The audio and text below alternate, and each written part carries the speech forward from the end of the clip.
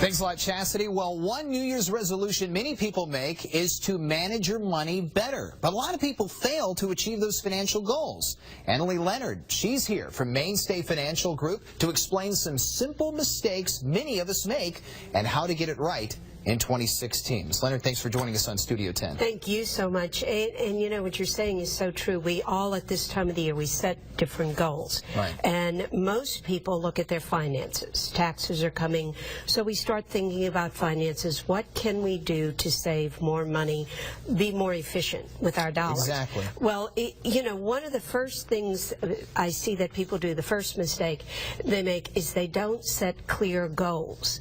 So and ones that are realistic, right? Realistic. So if you want to parallel that, you know, people say, I'm going to lose weight in 2016. But how? How? Right. How much are you going to lose? What are you going to do? And we do the same thing with our money. We say, I'm going to save more money.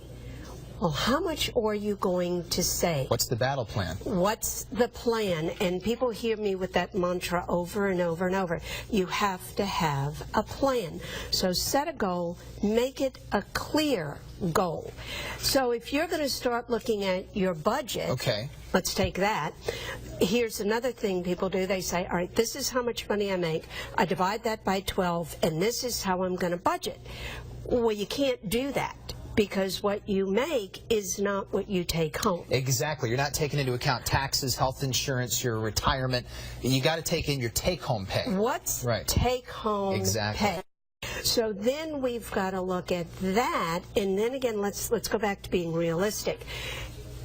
Don't make it so hard on yourself that you do this for 2 weeks and you give up. Mm-hmm.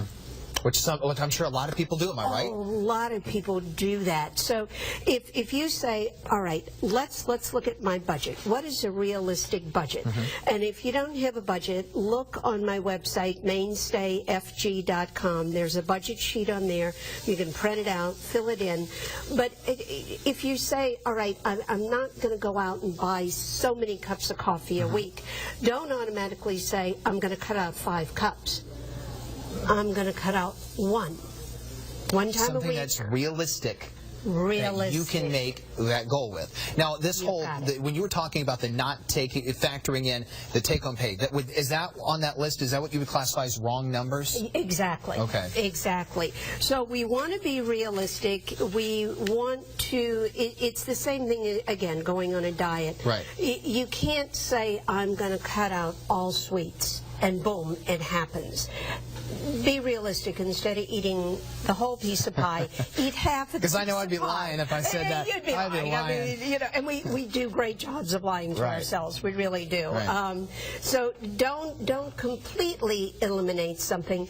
Build it as a goal. Okay. You know, when I work with the teachers doing tax-sheltered annuities, I always tell the new teachers when you're starting out, do the minimum, which is usually about $50 a month. 6 months from now, add $5 to that. 6 months from that, add $5 to that. And then you don't miss it. It becomes a realistic type thing that you can do. Be careful of your emotions. You were telling me that during the break. Yeah. Don't do any sort of, whether it's any sort of spending on your emotion. Like, I have to have this right now. This person has it. I have to have it. Right? That kind of thing? You say, well, budgets are logical. Mm-hmm. Spending is emotional. Right. And everybody has a different trigger. Mm-hmm. So you have to learn your own trigger.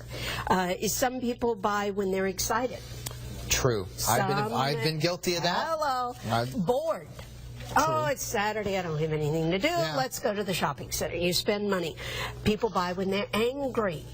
Because it'll make you feel better. Oh, yeah, you get mad at the boyfriend. I'm going to go show him. And I'm going to go spend this money. You go spend it, yeah.